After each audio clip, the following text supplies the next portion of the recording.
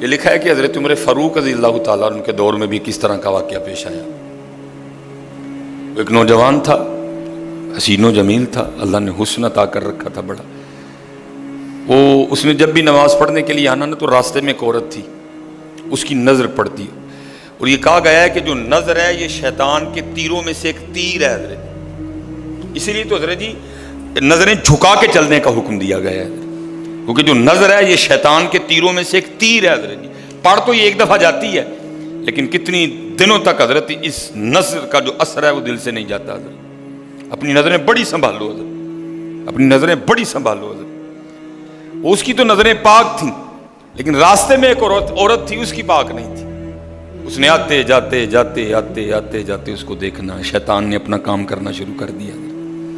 اس نے ایک دن کیا کیا، اس نے اپنی خادمہ سے نا اپنی خواہش کا اظہار کیا، میرا دل کرتا ہے کہ اس نوجوان سے نا تنہائی ملے، لیکن ملے تو ملے کس طرح؟ وہ جو خادمہ تھی ذرا پکی عمر کی تھی، اس نے کہا یہ تو کوئی مشکل کام نہیں ہے، آج ہی رات کو بات بنا دیتی۔ وہ جب عشاء پڑھ کے وہ نوجوان مسجد سے نکلا نا، وہ خادمہ راستے میں کھڑی ہو گئی، اس کو روک لیا، اس کو 2-3 احادیث سنائیں، 2-3 آیات مبارکہ سنائیں کسی کے کام آنے کے حوالے سے۔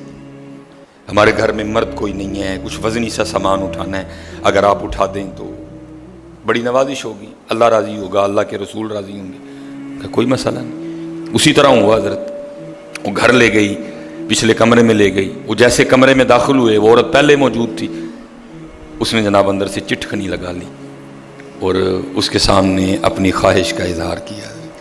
جیسے میں نے کہا نا بڑا مشکل موقع ہوتا ہے، لیکن وہ نوجوان ہماری طرح کا نوجوان نہیں تھا، وہ قرآن والا نوجوان تھا، اس کا تعلق قرآن سے مضبوط تھا۔ اس کو یہی آیت یاد آئی، وَلِمَنْ خَافَ مَقَامَ رَبِّهِ جَنَّتَانِ، جو اپنے رب کے حضور کھڑا ہونے سے ڈر گیا، موقع بھی تھا، طاقت بھی تھی، عمر بھی تھی، خواہش بھی تھی، پھر بھی ڈر گیا، نہیں نہیں نہیں میرا اللہ دیکھ رہا ہے، میں کل اپنے اللہ کے حضور کون سا منہ لے کے جاؤں گا، کس طرح اللہ اور اللہ کے رسول کی بارگاہ میں کل جاؤں گا، سارا کچھ کر سکتا تھا، کوئی تیسرا نہیں تھا، لیکن کیا نہیں، میرا اللہ دیکھ رہا ہے۔ وہ ایسا خوف طاری ہوا، ایسا خوف الہی طاری ہوا، گش کھا کے گر گئے نیچے۔ اب عورت ڈر گئی، آگے بڑھ کے کسی نے نبض نہیں دیکھی کہ زندہ ہے کہ شہید ہو گئے، انہوں نے سمجھا کہ شاید مر گئے۔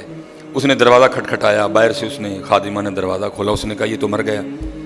اس نے کہا یہ بھی کوئی مشکل بات نہیں، بھائی نام تو اس پہ لگے گا نا جس کے گھر سے لاش برآمد ہوگی، تم ٹانگے پکڑو میں ہاتھ پکڑتی ہوں۔ انہوں نے تھوڑا سا محنت مشقت کر کے نا اٹھا کے جو باہر کوڑا پھینکنے کی جگہ تھی نا اس نوجوان کو پھینک دیا۔ اب رات پڑ گئی، بیٹا گھر نہیں آ رہا، باپ پریشان تھا۔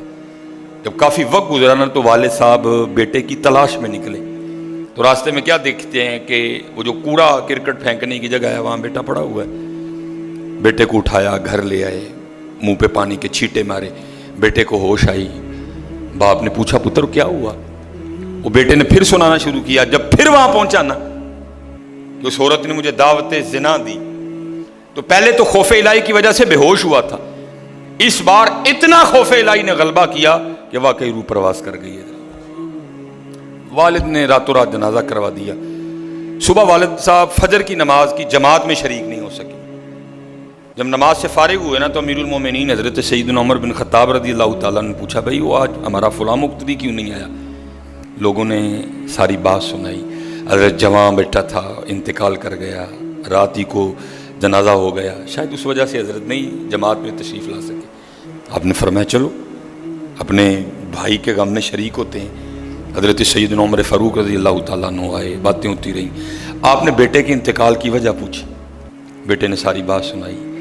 آپ نے فرمایا اچھا تیرے بیٹے کا انتقال خوف الہی کی وجہ سے ہوا ہے؟ تو اللہ تو فرماتے ہیں وَلِمَنْ خَافَ مَقَامَ رَبِّهِ جَنَّتَانِ، اور جو ہمارے رب حضور کھڑا ہونے سے ڈر گیا اس کے لیے 2 جنتیں ہیں۔ تو چل پھر مجھے ذرا اپنے بیٹے کی قبر پہ لے کے چل۔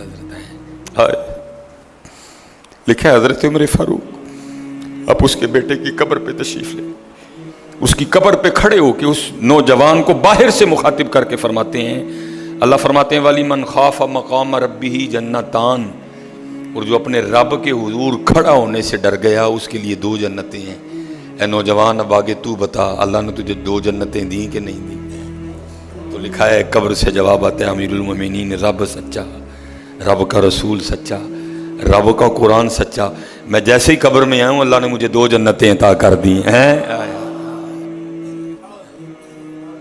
بچو اس سے بچو حضرت، اس دور کا سب سے بڑا فتنہ حضرت، اس سے بچو حضرت، اور خود نہیں بچا جاتا حضرت، اپنے اللہ کے حضور بار بار گڑ گڑاؤ یا اللہ سانو بچا لے۔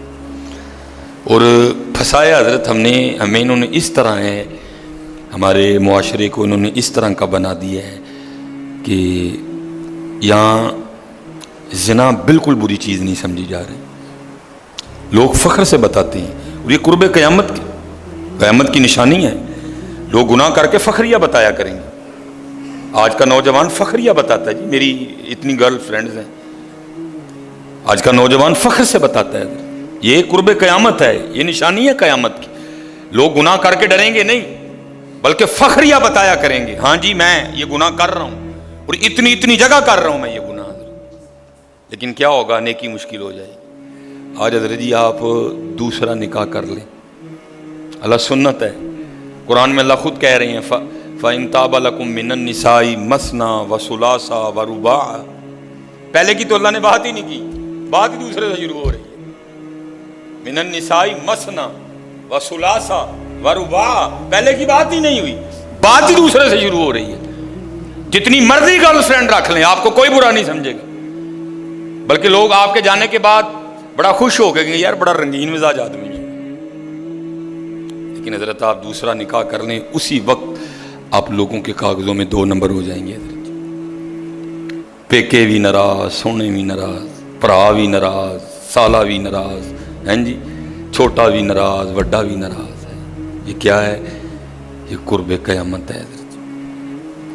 گناہ اچھا ہو گیا، گناہ آسان ہو گیا، نیکی بری سمجھی جانے لگی، نیکی مشکل ہو گئی حضرت۔ اس لیے بچو حضرت، اور اس کا طریقہ جو ہمیں ہمارے بڑوں نے بتایا ہے یہی ہے حضرت جی، روز سرگی اٹھو تے اللہ دے حضور رو، یا اللہ جے دن چڑھے آئے تے تیرے فضل نہ چڑھے آئے، جے چاڑے تے پھر ساڑی حفاظت بھی فرمائیں گے، سانو بچا بھی لیں گے، ساڑی حفاظت بھی فرمائیں گے۔ تو حضرت جی دنیا تو 4 دن کی ہے، جا رہی ہے، کالے وال مسافر ہوئے، چٹیاں ڈیرے لائے، کالے وال مسافر ہوئے، چٹیاں ڈیرے لائے، ویکھ محمد بخشا موت سے نہیں آئے۔ اور حضرت جی اللہ سب کو اپنی حفاظت میں رکھے۔ اگر کوئی اس گناہ میں پھنسا ہوا ہے، اگر کوئی اس گناہ میں پھنسا ہوا ہے تو میں کہوں گا کہ توبہ کر لیں سارے حضرت، کیونکہ حضرت یہ وہ گناہ ہیں کر تو ہم رہے ہیں لیکن اس کی سزا ہماری نسلوں کو بھگتنی پڑنی ہے حضرت۔ کیونکہ امام شافعی رحمۃ اللہ تعالی علیہ فرماتے ہیں زنا وہ قرض ہے جو لے تو رہا ہے لیکن چکائے گی تیری اولاد حضرت۔ زنا وہ قرض ہے جو لے تو رہا ہے لیکن چکائے گی تیری اولاد حضرت۔ اس لیے حضرت جی اپنی اولاد کے لیے، اپنی بیٹیوں کے لیے، اپنی بہنوں کے لیے گڑھے نہ کھودو حضرت، اس سے بچو حضرت، اس سے بچو۔